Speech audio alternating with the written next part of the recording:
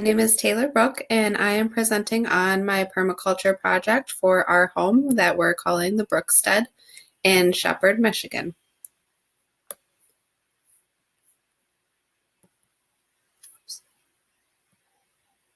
I grew up outdoors in northern Michigan and was always asking questions and contemplating the world.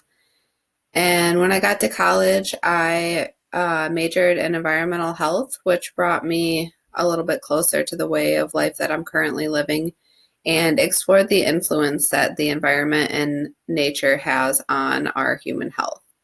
And once I got my first real job working with the tribe as a watershed outreach coordinator, I really began to explore more of the environmental side of this work and really got to fall in love with and connect with it.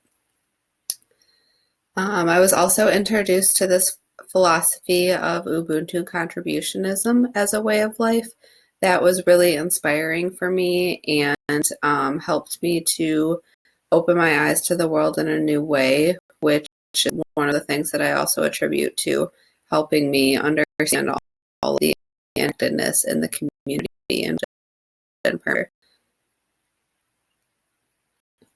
so for our design, we've got our problem statement, our vision, and mission.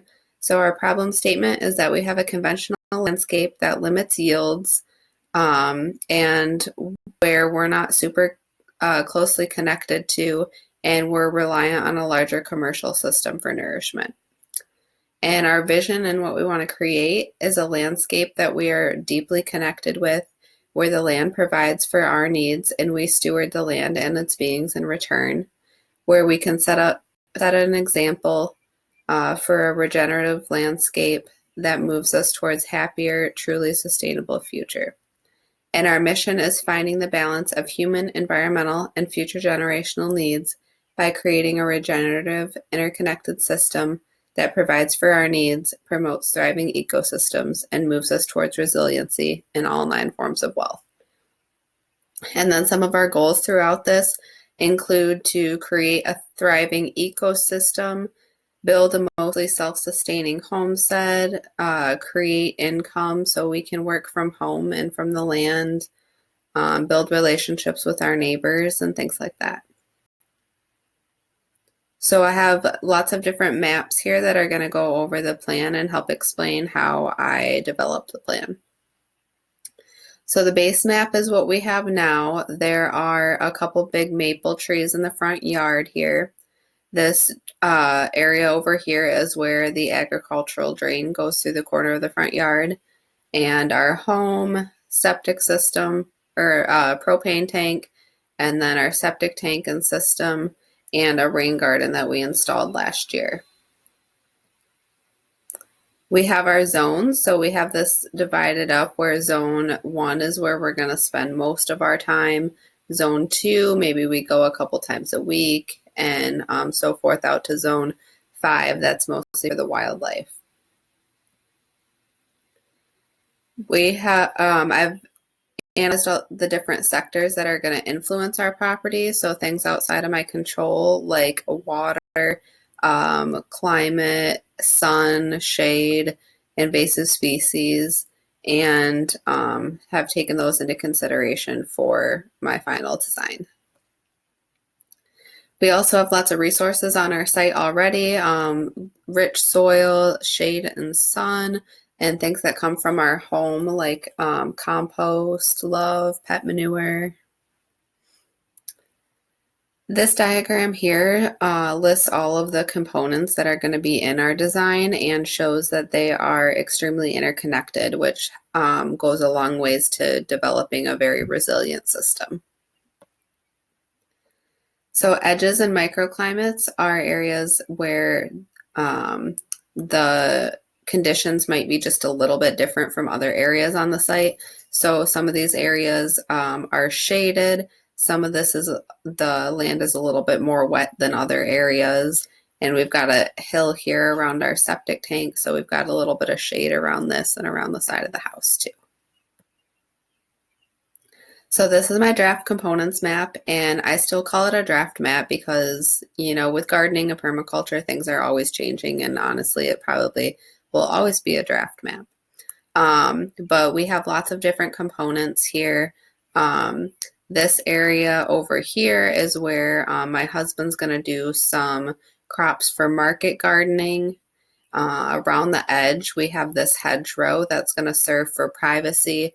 It's going to feed wildlife on one side and repel wildlife on the inside so that we can protect our food crops. In the front yard here, these purple circles are fruit and nut tree guilds that you'll see later designed, and a couple guilds under the maple trees. We've got a large garden, a shed, and a greenhouse. This is where our barnyard birds are going to be. We're not sure if it's going to be ducks or chickens yet. We've developed a water management system to help retain water on the site and make sure that when the water leaves the site, it's as clean as we can have it. We also have a social area and some pollinator gardens, and we're really looking forward to getting some of this implemented soon. So this is the Sacred Garden, which I've designed to feed our community of 12, which is a community that we are trying to build to be self-supportive. And this is our design for the fruit and nut tree guilds, the maple trees in the front yard, some of these fruit and nut trees, and then the hedgerow. Our social and invisible structures are also included as a layer on this map, and I've analyzed how each of these components is going to impact all the 9 forms of wealth and help improve those for us. So implementation phase 1, plan to mostly start the hedgerows, do the water management, and implement the garden. Phase 2, like I said, my husband's going to plan on doing the row crops. We want to finish the hedgerows and start the orchard. And I think that with these implementation phases, it makes it a lot more manageable, both financially and personally, and kind of gives you a goal and an idea each year on what to do. So this year we have more fruit and nut tree guilds and some plantings around the home. And then our last phase is more of the highest financial investments, so putting in solar energy and things like that. So this took a lot of observation and thought, and I'm going to go over some of the things that we went through. So here's a list of a lot of the species that we have on our site currently. My components list, as you saw all the connections earlier, these are all the components that we're going to be placing on the site. And for stakeholder interviews, the survey I developed, my husband and I went through that and made sure that we were on the same page. And basically for preliminary goals, we wanted to grow as much of our own food as possible, improve soil health, create peace and security on our landscape. We went over aspects of our property like our lot size, our home size, views that we like, the types of soils, and those sorts of questions. Looked at where our septic system is and how that's going to influence what we can do there, areas that are hot and dry in the summer. And we looked at like how much time I spend out in the yard right now versus how much time I am willing to spend to maintain the landscape. And the things that are important to us, such as, are we interested in raising livestock? What seasons do I want to spend in the yard? And how quickly do I want to implement this design? So then the home comes into it a lot too. So how much electricity do you use? Are we interested in renewable energy? And we went over those questions. And then there's the design considerations. So the types of gardens we like and what feelings we want our design to perpetuate. And if we have color schemes that we like that we want to include in there. And with the design, things like, is there a smooth flow of traffic from inside to outside the home? And how are we going to incorporate that in the design? And is there a place that we consider special at all on the landscape that we would want to accentuate or and the stakeholder interviews, so our motivations and goals, like what is the most important things to us. So we find it most important to have an edible landscape and to live more sustainably. And it's a little bit less important to have a more energy efficient or greener home than it is for us to just be more self-reliant.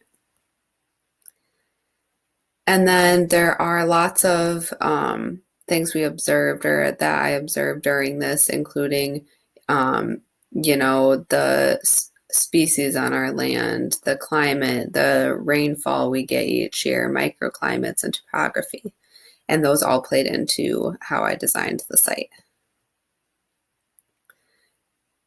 We went through questions like, where are we? Who are our neighbors? And how do our neighbors' qualities play into our design? We looked at where permaculture patterns and principles are already at play in the yard and how invisible structures might influence our property. So with personal boundaries assessment, things like time, experience with plants, and finances can limit our ability to implement the design.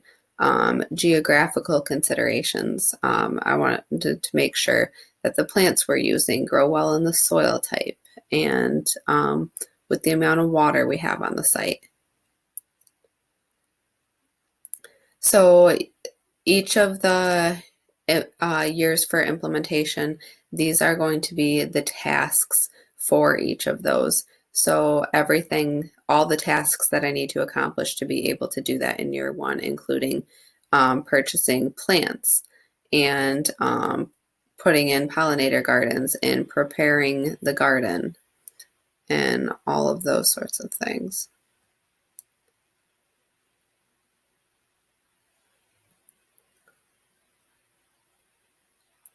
Year two, again, we will be purchasing plants, building the coop, and planting seedlings.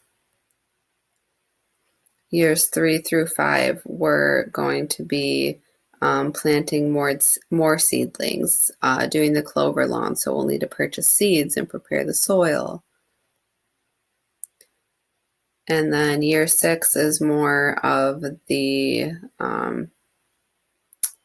more financially burdensome components that we want to implement. So looking for local straw for sheet mulching and building a root cellar and hiring a contractor to install metal roofs and skylights.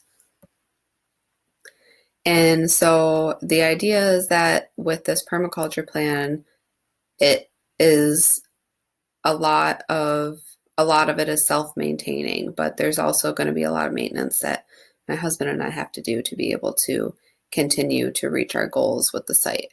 And a lot of those are ongoing, like building the soil and managing the water and pests on the property. And then anything that is annual, like our market garden and our sacred garden.